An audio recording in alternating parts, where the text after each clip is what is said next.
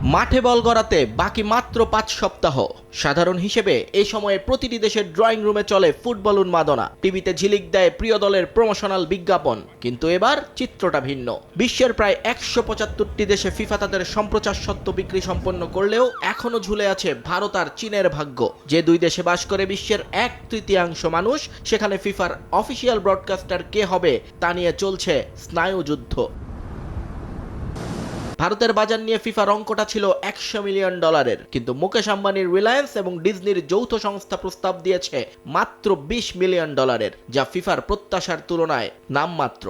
এর আগে 2022 কাতার বিশ্বকাপের সময় রিলায়েন্স খরচ করেছিল প্রায় $60 মিলিয়ন, কিন্তু এবার ম্যাচগুলোর প্রচারের টাইমিং জুৎসই না হওয়ায় এই দরপতন। রয়টার্সের প্রতিবেদনে বলা হচ্ছে 2026 বিশ্বকাপ যেহেতু উত্তর আমেরিকায়, তাই বেশিরভাগ ম্যাচই ভারতীয় উপমহাদেশে সম্প্রচার হবে মাঝরাতের পর। আর এই প্রতিকূল সময়ে দর্শকদের টেনে আনা বা বিজ্ঞাপন থেকে টাকা তোলা বড় চ্যালেঞ্জ হবে প্রতিষ্ঠানগুলোর জন্য। সনির মতো বড় প্রতিষ্ঠানগুলো এবার পিছু হটেছে। বিজ্ঞাপনী সংস্থাগুলোর মতে ভারতে ক্রিকেটের যে বাণিজ্যের দাপট, ফুটবলের আবেদন সেখানে এখনো নির্দিষ্ট গণ্ডিতে সীমাবদ্ধ। তার উপর চলমান বৈশ্বিক রাজনৈতিক অস্থিরতা এবং ইরানে যুদ্ধ পরিস্থিতির প্রভাব পড়েছে বিজ্ঞাপনের বাজারে, যে কারণে বড় কোম্পানিগুলো এখন বড় বিনিয়োগে ভয় পাচ্ছে। আর এতেই ফিফার সঙ্গে এই দর কষাকষি এখন রীতিমতো দাবা খেলার শেষ চালের মতো একটা জটিল মোড়ে এসে দাঁড়িয়েছে।